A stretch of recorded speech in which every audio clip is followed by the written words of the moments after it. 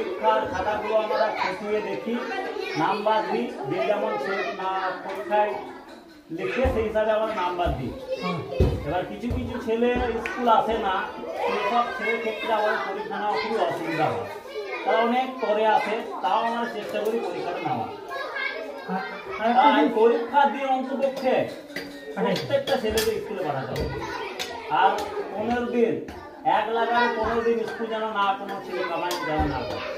সপ্তাহে না পারলে অন্তপক্ষে 2-3 আসার চেষ্টা করতে হবে, বুঝতে পারলে? কাজ এখন থেকে বাচ্চাদের কাজে নিয়োগ করা যাবে না। কাজ তো করবে, জীবনে প্রচুর কাজ করবে, কিন্তু এই টাইমটা হচ্ছে পড়ার টাইম। এই টাইমে পড়াশোনা করাতে হবে।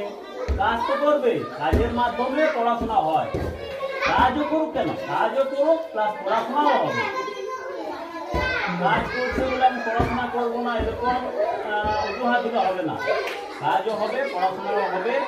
প্লাস তোমাদেরকে একটা নজর রাখতে হবে, আমার ছাত্র স্কুল এলো, আজকে যে স্কুল এলো, আমার ছাত্র স্কুলে কি শিখলো সেটাও খবর রাখতে হবে তোমাদেরকে। না আমার ছাত্র স্কুলে পাঠিয়ে দিলাম, মিড ডে মিল খেয়ে নিলে হয়ে গেল, এরকম চিন্তা ভাবনা করলে হবে না।